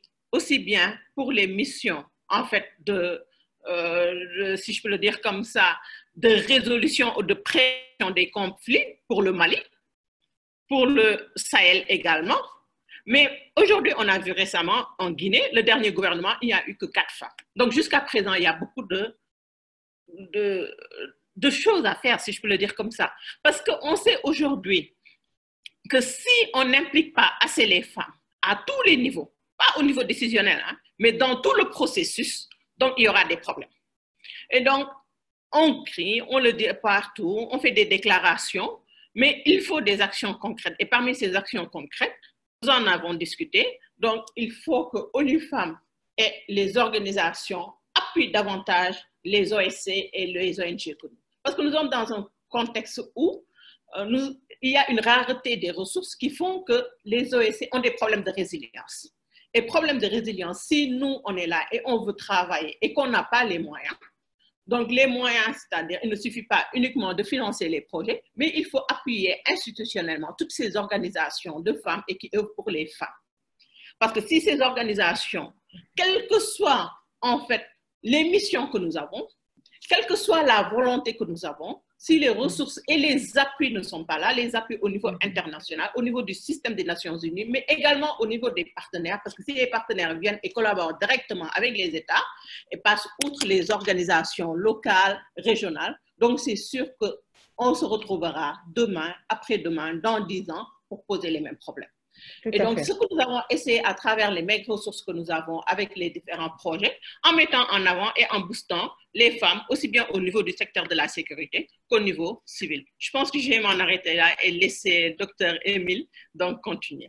Merci bien, Dr Aïdara. Je crois que vous avez soulevé des questions très importantes et cet aspect Sahel qui est vraiment à prendre en compte dans la lutte contre la pandémie, mais aussi la question sécuritaire qui touche non pas seulement le Mali, le Burkina et le Niger, mais aussi il y a le Tchad, il y a la Côte d'Ivoire, il y a tous les pays du Sahel qui sont maintenant menacés par beaucoup de crises, notamment la pandémie et la crise sécuritaire. Et aussi pour dire que, comme vous l'avez souligné, le projet Sahel Roadmap, le Mali et le Niger étaient inclus, mais vu avec la pandémie et les questions sécuritaires, il a été difficile de commencer à faire un travail. Donc, nous espérons qu'en 2021, on aura la possibilité de vraiment avoir cette approche régionale.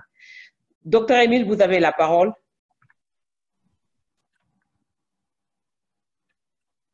Merci Solange. Je commencerai mon intervention par ton commentaire, en fait, ton commentaire qui résume très bien ce que je vais développer. Alors, il faut dire que comment intégrer ou prendre en compte les grandes pandémies dans une politique ou une stratégie de sécurité régionale et nationale, et pour ensuite amener ça au niveau régional. Et je commencerai d'abord par restituer le contexte et le cadre. Il y a une étude qui a été faite par le Centre d'études stratégiques de l'Afrique, qui est basé à Washington, je le précise, et qui montre que les pays africains, dans leur ensemble, n'avaient pas de vision et d'approche cohérente de leur politique de sécurité nationale. Et à partir de là, je crois qu'il y a eu donc des sensibilisations, des séminaires et qui ont amené beaucoup de pays donc à se lancer dans cet exercice. Parce que si nous n'avons pas de politique cohérente, nous ne pourrons pas mettre en œuvre, nous ne pourrons pas exploiter toutes les aides qu'on nous apporte et tout ce que donc, nous posons comme acte finissent par ne pas atteindre les objectifs que nous escomptons. Donc c'est à partir de là que donc à travers une approche participative et inclusive, beaucoup de pays d'Afrique, non pas seulement le Burkina, le Sénégal, le Niger, et le Mali, le Ghana, le Nigeria, non pas le Nigeria, beaucoup de pays ont donc entrepris d'élaborer donc de sécurité nationale inclusive et participative. Et donc, de ce document, de ce référentiel. Et ce référentiel, ce qui est important, c'est d'abord qu'est-ce qu'on entend par sécurité nationale. Sécurité nationale, c'est aussi bien la sécurité humaine et la sécurité de l'État. Dans la sécurité de l'État, on entend aussi bien, donc, toute politique a permis ou permet de pouvoir décliner une stratégie de sécurité nationale. L'objectif à atteindre et la stratégie, donc, c'est la mise en œuvre donc, de cette politique. Et c'est dans cette stratégie de sécurité nationale que des menaces comme Ebola, des menaces comme le Covid-19 ont été identifiées comme une menace à la sécurité nationale. Et ces menaces qui sont donc identifiées en tant que telles font l'objet ou feront l'objet d'une politique spécifique. Et cette politique spécifique qui est transversale, qui est interministérielle, qui permet donc de pouvoir traiter des sujets comme Ebola, comme Covid-19 d'une manière holistique et d'une manière inclusive et d'une manière cohérente. Vous avez vu les zigzags, vous avez vu les ratés du début. Quand il y a eu donc le Covid-19, il n'y a pas seulement que l'Afrique, même beaucoup de pays dits avancés ont eu à faire face à ce problème donc, de cohérence et d'une approche holistique. Donc cette politique de sécurité nationale et cette stratégie permettra donc de voir d'une manière transversale cette question et pour que chaque ministère et chaque individu et chaque élément, chaque composant de la population puisse jouer sa partition d'une manière responsable. Donc, c'est pour répondre à cette question que vous m'avez posée. Merci beaucoup, Dr. Émile. Et vous avez mentionné la question de l'épidémie d'Ebola. Et je crois que pour ça, la Guinée, je vais revenir à la Guinée. Et je me dis que la Guinée devrait être mieux préparée que beaucoup de pays en Afrique de l'Ouest avec l'expérience de l'épidémie d'Ebola. Donc, il y a des participants qui sont intéressés à savoir comment la société civile et les forces de sécurité en Guinée ont pris en compte les leçons apprises de l'Ebola et aussi pour voir comment faire face à la pandémie de COVID-19. Donc, Magui et Aboubacar, si vous pouvez nous éclairer par rapport à cela, c'est-à-dire comment est-ce que les leçons apprises pendant l'épidémie ont été mises en exergue pour faire face à la pandémie de COVID-19. D'accord, merci Solange. Je partage donc l'écran avec M. Diallo. J'ai un souci technique là. Donc, je vais venir d'abord à la gestion globale de l'épidémie.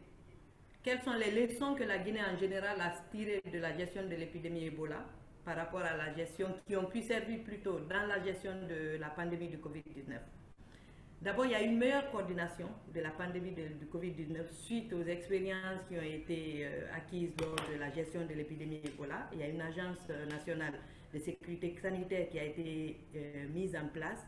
C'est la coordination qui gérait l'épidémie Ebola qui a été érigée en agence. Donc, il y avait une agence qui est chargée de gérer toutes les épidémies et qui est multisectorielle, qui est mise en place, mais sous la tutelle du ministère de la Santé. Donc, c'est un premier point fort, l'existence de cette agence qui a facilité donc la gestion de la pandémie à COVID-19. Ensuite, il y a la disponibilité de certaines structures sanitaires d'accueil pour accueillir les malades. Donc, des structures sanitaires qui ont été mises en place lors de la gestion de la pandémie à Ebola. Certains ont servi aussi à accueillir des malades du COVID-19. Ensuite, il y a la disponibilité d'un personnel expérimenté sur les questions de santé, de gestion de la santé publique, mais surtout l'implication des communautés pour une meilleure approche, pour faciliter le respect des mesures barrières, pour faire accepter les mesures qui sont édictées par les populations. Lors de l'épidémie Ebola, la population n'était pas très impliquée au départ. Ça a fait objet d'expériences pas très flatteuses ou d'expériences assez difficiles à vivre entre les populations et les agents de santé qui sensibilisaient les populations à respecter, à prendre conscience de la dangerosité du virus. Donc la population guinéenne a été un peu plus préparée à accueillir les mesures qui sont édictées, donc à les accepter. Par exemple, le lavage des mains, c'était une mesure qui était appliquée lors de la gestion de l'épidémie Ebola. Donc dès que ça a été édicté comme mesure à respecter, tout de suite partout, les gens ont approché l'eau de javel partout, devant les petits kiosques. On voyait des bidons d'eau de javel approchés pour les clients que pour le vendeur lui-même. Donc la population était un peu plus préparée et les autorités ont tout de suite impliqué les populations dans la gestion. Chose qui n'était pas arrivée au départ de la gestion de la pandémie à virus Ebola. Pour ce qui est des forces de sécurité, comme je l'ai dit, le virus Ebola a des spécificités qui sont différentes du coronavirus. Le coronavirus est un virus qui était mal connu, dont les voies de propagation sont différentes des voies de propagation du virus Ebola. D'où les mesures qui ont été dictées, les questions de distanciation, à part le lavage des mains, la fermeture des frontières, le couvre-feu qui a été instauré.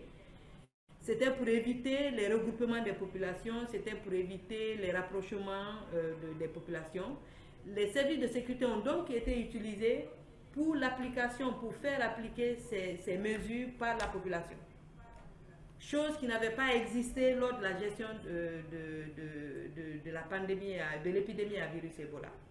Donc, l'aspect qui ressort, qui est très important à signaler, c'est l'implication des communautés dans la gestion de la pandémie et le rôle que les services de sécurité ont eu pour faire respecter les mesures édictées par cette communauté.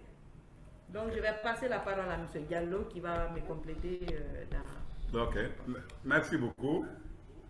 Et ces deux faits sont vraiment des points forts. L'implication de la jeunesse, disons des communautés, et l'implication des forces de défense et de sécurité, mais qui sont cette fois-ci aguerries. Parce que ça, il ne faut pas perdre ça de vue. C'est vrai que les effectifs sont faibles, mais c'est quelques-uns qui sont là, que nous avons, avaient déjà beaucoup capitalisé, n'est-ce pas, les moyens de prévention et les moyens de lutte contre une maladie épidémiologique. D'aucuns diront oui, mais la Guinée n'a pas certainement profité comme cela se devait. Oui, je dirais oui, c'est vrai, puisqu'on n'a pas pu quand même, on n'a pas su capitaliser, il faut le reconnaître, tous les acquis.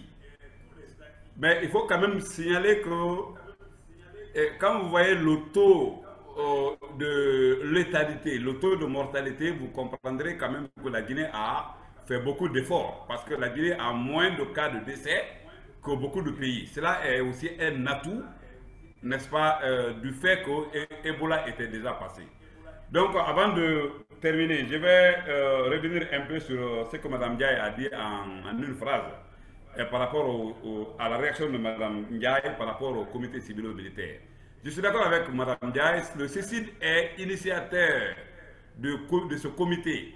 Mais je voudrais signaler ici à Mme Ndiaye qu'il y a de nouveaux éléments qui sont survenus de la création du comité, de la mise en place du comité civil-militaire à maintenant. Alors c'est quoi? Ce sont comment dirais-je, ces sociétés privées de sécurité qui n'existaient pas, qu'on peut impliquer cette fois-ci et n'étaient pas membres, n'est-ce pas, du comité civil-militaire. Il y a des jeunes aujourd'hui qui ont participé à disons, à la politique de lutte contre la propagation du coronavirus, et disons de façon positive, qui sont là aussi, dont il faut capitaliser l'expérience. Donc tout ceci n'était pas alors dans le comité civil-militaire. Donc quand on dit ici initier un comité FDS, il s'agit cette fois-ci d'élargir alors à toutes ces couches que je viens de citer. Je vous remercie. Merci bien Magui et Aboubakar pour ces éclaircissements par rapport aux leçons apprises de Ebola et aussi à la pandémie en Guinée.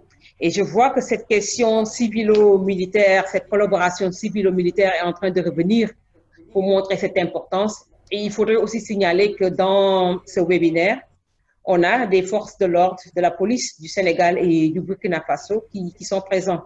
Et peut-être plus tard, on pourra avoir un débat civilo-militaire par rapport à cette pandémie pour voir vraiment quel est le débat qui peut exister, parce que je sais qu'il y en a. On a une question qu'on a reçue dans le chat de Kate Rabin de l'USAID qui dit que dans les zones de conflit, quel rôle pourraient jouer les FDS pour assurer le bien-être des personnes déplacées et des communautés? Parce que c'est vrai qu'on est en train de parler des spécificités des pays, mais comme on l'a dit, le Sahel est marqué par... Aboubakar, votre micro s'il vous plaît.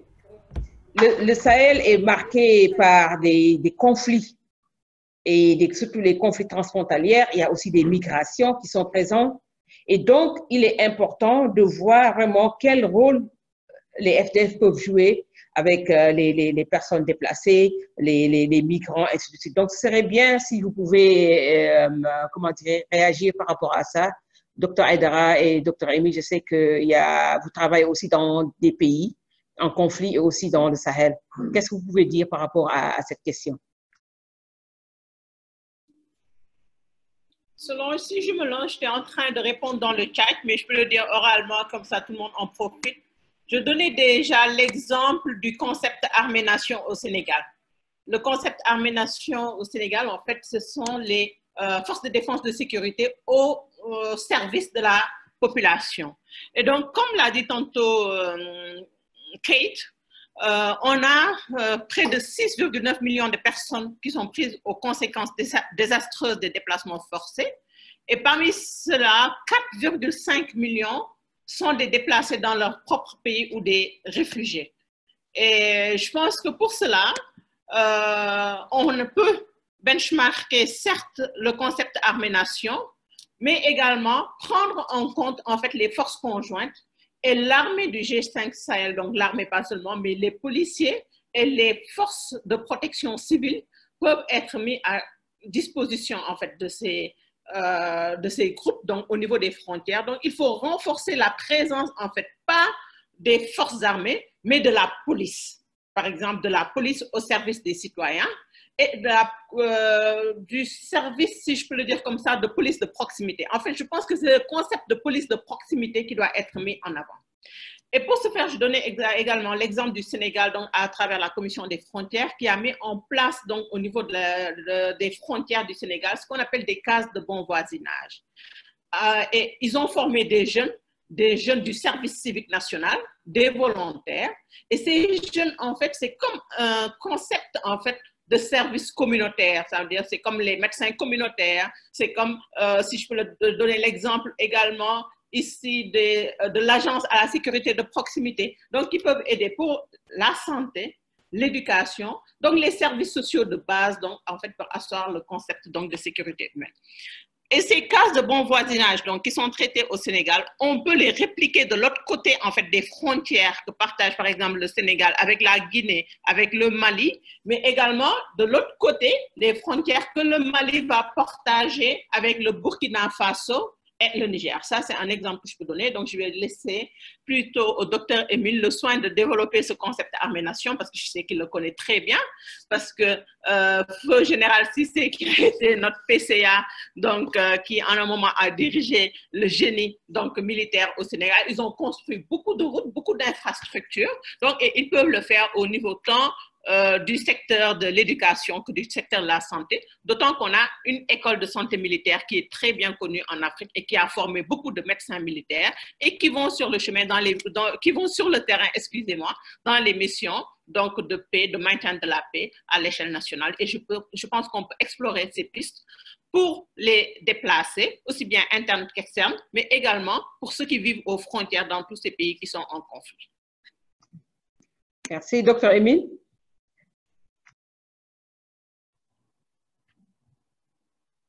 Merci Solange, merci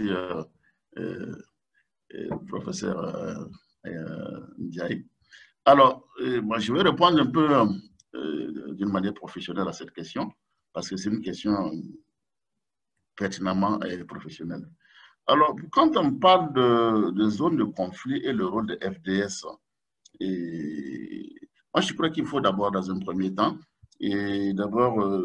qualifier ou donner l'intensité d'abord du conflit.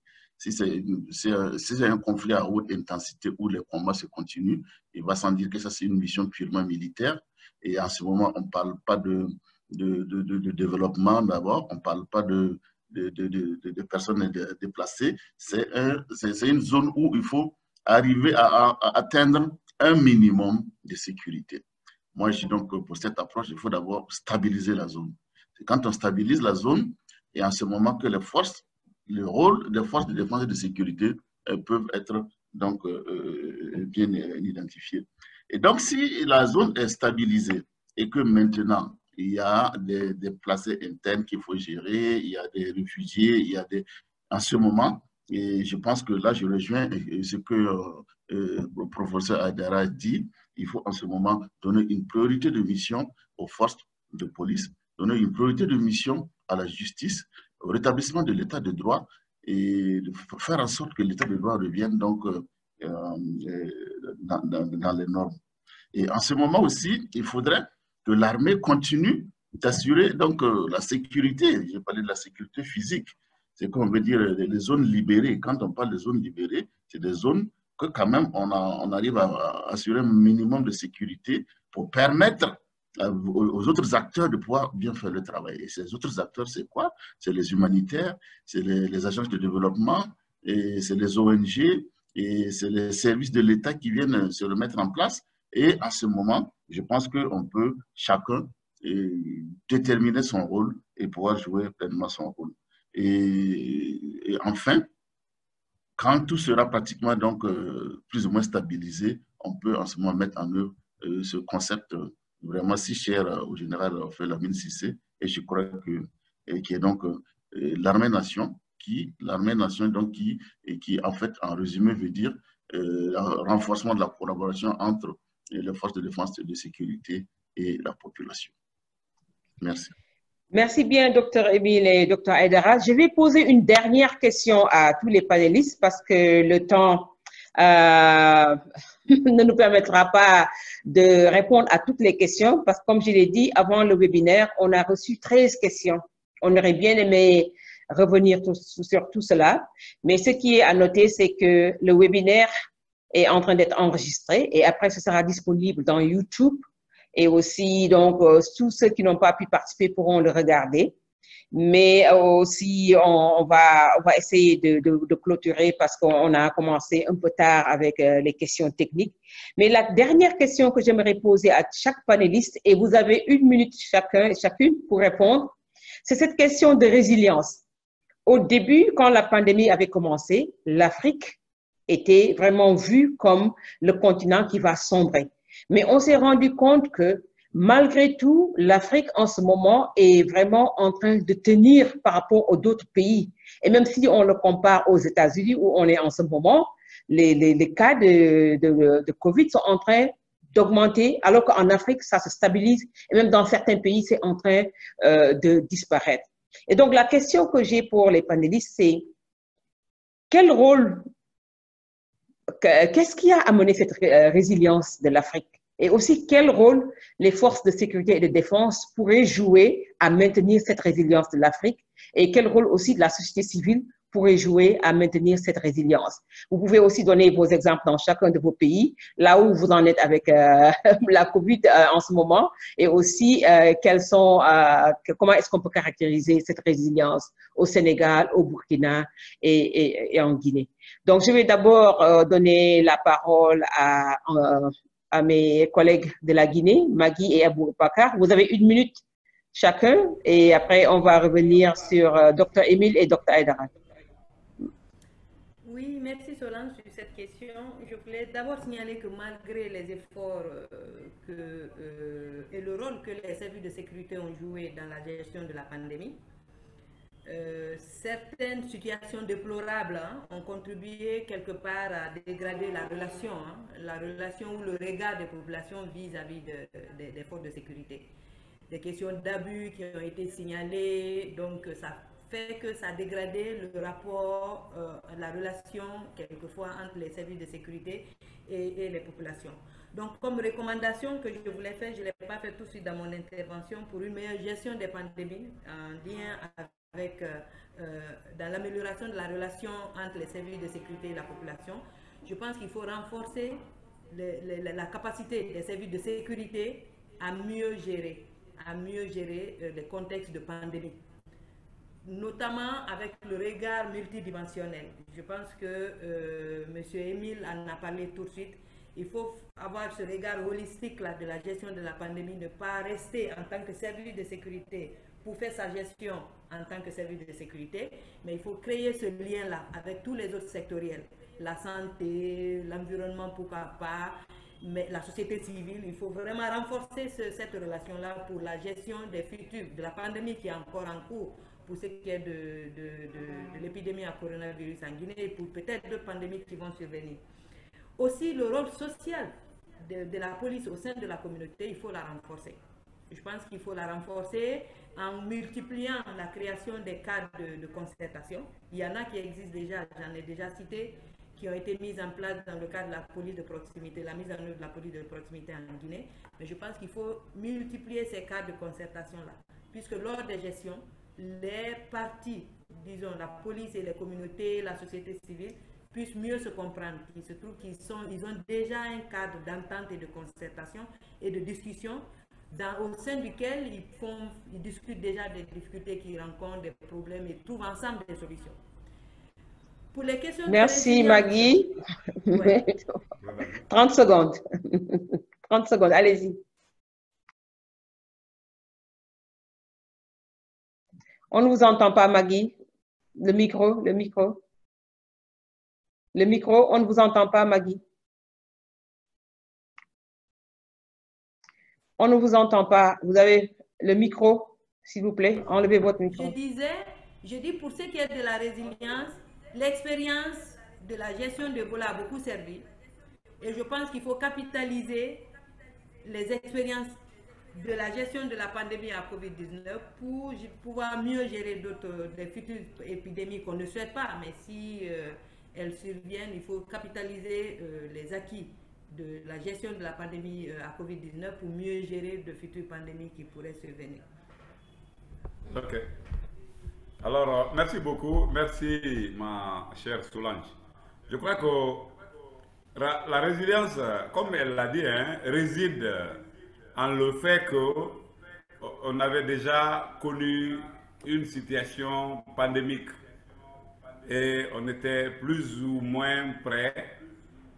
Mais ce qui est un acquis dans le cas de Covid, c'est que nous avons compris maintenant qu'il faut vraiment capitaliser ces acquis et ne plus les perdre. C'est surtout ce qui est important.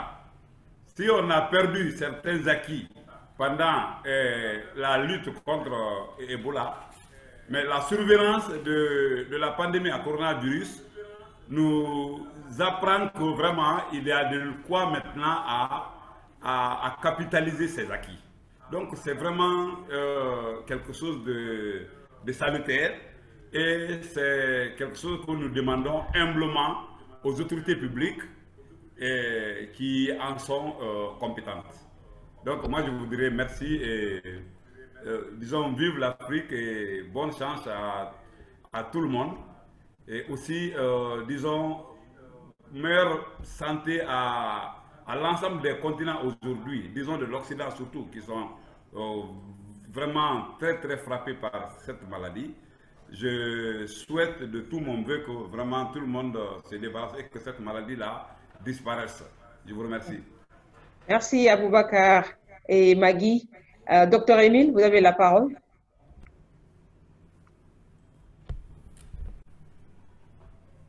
Merci Solange pour cette question. Et je m'attendais à cette question, mais je me disais peut-être qu'il faudrait attendre qu'il y ait une étude sérieuse pour pouvoir répondre à cette question.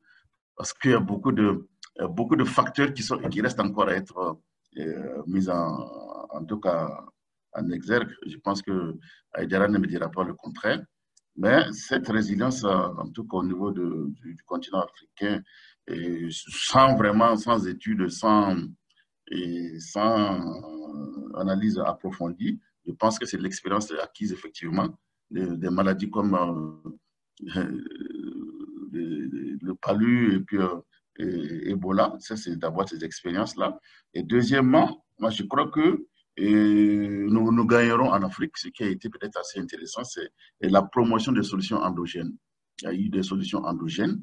Elle dit qu'on s'est retrouvé en train de, qu'on le veuille ou pas, les recettes ont marché plus ou moins dans certains milieux. Comme je dis, il n'y a pas de fait scientifique pour corroborer ce que je dis, mais en tout cas, il y a des solutions endogènes aussi et qui ont beaucoup participé à cette résilience. Et enfin, moi, je crois que le plus important, c'est ce que Madame Marguerite a dit, c'est la capitalisation de l'expertise communautaire.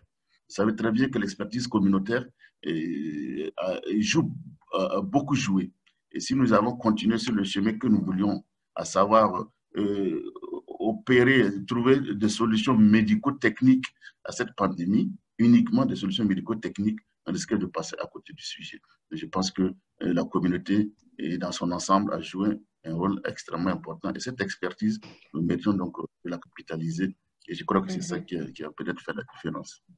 Tout à fait. Merci beaucoup, Dr. Émile. Je crois que l'approche communautaire est la meilleure et c'est une approche qui est bottom-up, comme on dit, où vraiment les forces de sécurité travaillent en collaboration avec les communautés pour trouver des solutions. Et donc, je crois que ça aussi, ça a été une approche qui est présente aussi bien pour l'initiative de Sahel Roadmap, mais aussi pour le projet de la police de proximité en Guinée. Et c'est ce qui a fait qu'il y a eu beaucoup de réussite et que ces mêmes approches ont pu être utilisées pour faire face à la pandémie. Avant de donner la parole à Dr. Aïdara, je vais demander à Esther Joe de l'INL de se préparer aussi pour nous dire un dernier mot sur son appréciation par rapport à ce webinaire. Donc, Esther, get ready after Dr. Aïdara. Thank you. Dr. Aïdara, vous avez... Préparez-vous après Dr. Aïdara. Merci Solange. Donc, vraiment, il me plaît de prendre la parole après les autres panélistes parce que je pense que en plus de cette approche, comme vous l'avez dit tantôt, communautaire, mais également, il faut aussi tenir compte de la gestion inclusive et participative. Les populations, notamment les femmes, ont été impliquées ou se sont impliquées elles-mêmes à tous les niveaux. Mais si on tient compte seulement de ces aspects, je pense que beaucoup de questions seront en suspens. Je pense qu'il y a aussi d'autres facteurs, donc des facteurs qui sont propres à l'Afrique, parce que il y a beaucoup de facteurs, c'est multifactoriel, certes. Donc, j'ai partagé tout de suite mon profil LinkedIn, puisque j'avais partagé déjà au mois d'avril et après au mois de mai 2 articles. Le premier que j'avais intitulé « La résilience en fait de l'Afrique face à la pandémie COVID-19, mythe ou réalité », où j'avais fait une analyse, dit tantôt Dr. Émile, donc bon, vous savez que je suis quand même chercheur à l'Université Cheikh Anta Diop de Dakar, donc une analyse basée sur des données factuelles, donc qui expliquerait une certaine résilience. À l'époque, les gens n'y croyaient pas, une certaine résilience de l'Afrique face à cette pandémie. Donc, parmi ces facteurs, il y avait les facteurs climatiques, le taux d'urbanisation, l'expérience du paludisme et de la chloroquinothérapie, mais des autres aussi traitements au palud, mais beaucoup d'autres facteurs que j'avais cités dans cet article. Après cet article, en fait, j'ai proposé une stratégie qui serait propre à l'Afrique et une stratégie donc qui était ici, en fait, des expériences des autres pays, comme on a dit tantôt, hein, on a publié que les meilleurs pays, en fait, qui ont géré la pandémie, c'est des pays qui étaient dirigés par des femmes. Je ne suis pas féministe, Dr. Émile, vous allez rigoler. Je suis pour le leadership des femmes et l'autonomisation des femmes. Mais il est prouvé à l'échelle internationale que des pays comme l'Allemagne, la Suède, des pays qui sont dirigés par des femmes, ont mieux géré, en fait, à l'échelle internationale, donc cette pandémie, y compris les facteurs que j'ai cités dans mes articles, donc pour ne pas mobiliser la parole. Et donc, pour redire qu'il faut compter sur les femmes. Il faut compter sur les femmes, mais il faut aussi compter sur une approche inclusive et participative, donc la collaboration civilo-militaire en mettant en avant les femmes, surtout les femmes au niveau du secteur de la sécurité, où il reste beaucoup de choses à faire encore. Et nous comptons le faire avec nos différents projets en police de proximité, dans la sécurité routière, donc pour que tous ces mots donc, soient résolus définitivement en Afrique. Je vous remercie, Solange. Merci beaucoup, Dr. Aïdara, pour cet appel. Et je vais donner la parole à Esther.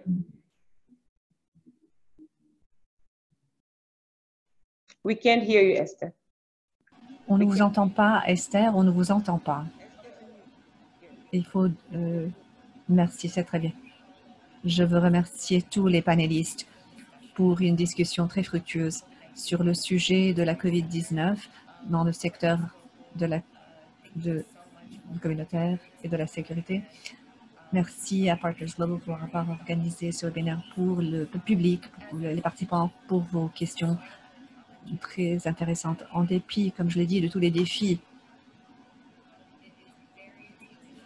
c'est vraiment une source d'inspiration que nous ayons ces histoires de succès et j'espère que tout le monde a tiré des leçons valables de cette discussion, qu'il s'agit du point de départ pour de multiples discussions à venir. Je veux aussi mettre l'accent sur certains des liens vidéo que Gary a partagé dans le chat si vous voulez en savoir plus sur ces projets.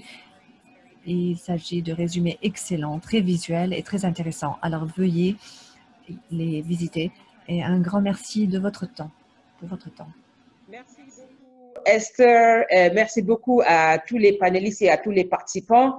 Et s'il y a vraiment une question en perspective que j'ai retenue, c'est l'importance du secteur de la sécurité dans la lutte contre les pandémies. Non seulement les pandémies, mais aussi les questions liées au changement climatique, les questions liées à la sécurité humaine, les questions liées aux famines qui sont vraiment très présentes en Afrique. Et donc, il est important de voir quelles réformes du secteur de la sécurité pour faire face à ces nouveaux défis.